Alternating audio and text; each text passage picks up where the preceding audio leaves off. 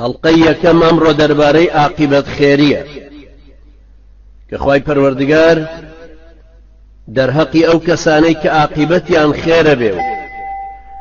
لەسەر ئەم خواناسی ئەیان هێڵێتەوە ئەفەرمێ يثبت الله الذين آمنوا بالقول الثابت في الحياة الدنيا وفي الآخرة. أمر باز لعاقبت خيرية كين كلا كردوارية هربي يتراوى عاقبت كبا عاقبي عربي هاتوا واتا كوتاي تمن لسر خير هاتبه أيش أويك أو عبد مسلمانا لكاتي بيج مردنيا دوور کەوتبێتەوە لە هەرچی شتێک کە ڕقی خوای گەورە هەستێنێ و تووڕێیکە بەوەی تۆبەی کردبێ لە گوناهەکانی لە سەرپێچی لە یاخیبوونی ئەمری خوای پەروەردگار دوور کەوتبێتەوە و ڕووی لە خواناسی کردبێ ڕووی کردبێتە نوێژ و ڕۆژووی ڕووی کردبێتە خێر و چاکە پاشان لەسەر ئەو حاڵەتە ئیماندارێتیە مەرجی گەیشتبێتێ ئەوەش معنای وایە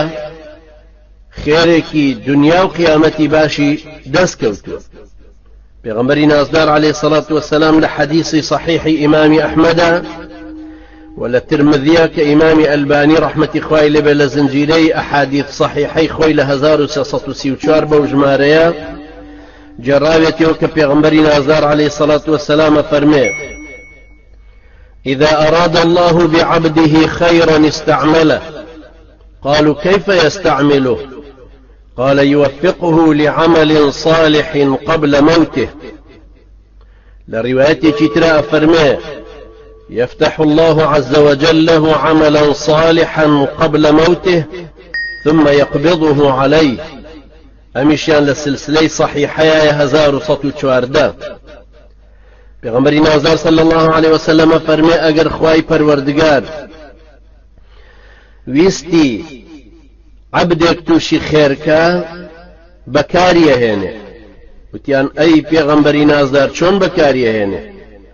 فەرمووی یارمەتی دەریە بێ بۆ ئەوەی کردەوەیەکی چاکە بکە پێش مردنی ئەی خاتە سەرڕێیەکی باش. لە ڕیوایەتی دووەما فەرمووی خوای پەروەردگار پێش ئەوەی کابرا بمرێ کارێکی باشی بۆ ئەسوڵحێنەوەی خاتە سەری پاشان لەو حاڵەتەیە ڕۆحی ئەچێشێ.